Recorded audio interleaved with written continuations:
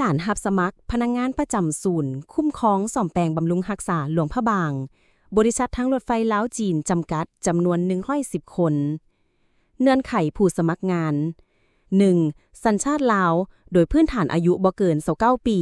สามารถฟังอ่านเขียนภาษาจีนได้จะพิจารณาเป็นพิเศษ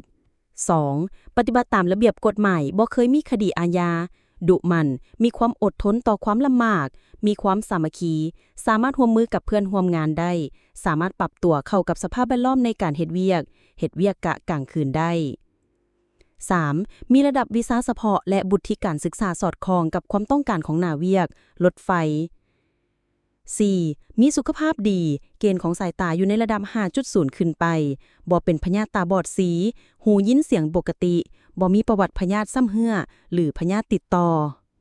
5. ซื่อสัตย์และเชื่อถือได้มีจรรยาบรรณต่อเวียกงานสามารถปฏิบัติตามกฎระเบียบการคุ้มครองการจัดตั้งของบริษัทมักหักในเวียกงานรถไฟ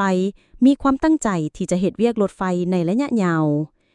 6. สามารถปฏิบัติตามการซับซ้อนหน้าที่ตำแหน่งงานสถานที่เฮ็ดเวียกตามที่บริษัทรถไฟลาวจีนจำกัดและศูนย์ที่ขึ้นกับซับซ้อนมอบหมาย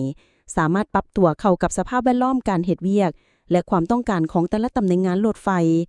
พนักงานที่รับแม่นประจำภาคสนามบริษัทรับผิดชอบการกินนอน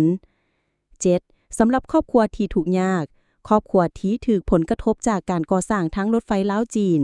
เขตห่างไกลศอกลีกและอื่นๆที่มีเงื่อนไขแทดเหมาะตามตำแหน่งงานแม่นพิจารณาพิเศษ 8. ผู้สมัครต้องสนองเอกสารดังลุ่มนี้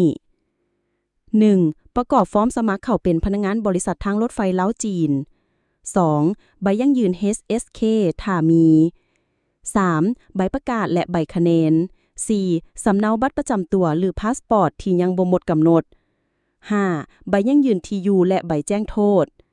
6. ถ้าแม่นครอบครัวที่ดินถูกผลกระทบจากโครงการทางรถไฟลาวจีนครอบครัวทุกข์ยากแม่นให้ประกอบใบยั่งยืนขัดติดน้ำใบสมัครงาน 7. พนักงานของบริษัทรถไฟลาวจีนแม่นบ่อนุญาตให้สมัครใหม่สวัสดิการ 1. เงินเดือนประกอบมีเงินเดือนพื้นฐานเงินประเมินผลเงินประสิทธิภาพเวียกเงินอุดหนุนและเงินรางวัลประเภทต่างๆ 2. ระยะทดลองงานแม่น2เดือนระยะฝึกหัดเวียกตัวจริง 2-5 เดือนส่วนระยะฝึกหัดเวียกตัวจริงจะได้รับเงินเดือนพื้นฐานเงินประเมินผล 90% หลังจากได้ประจำตำแหน่งงานสมบูรณ์แล้วจะได้รับเงินเดือนพื้นฐานเงินประเมินผล 100% จะได้รับเงินอุดหนุนแต่ละรายการเงินประสิทธิภาพเวียกและสวัสดิการอื่นๆตามตำแหน่งงานเงินเดือนแต่ละ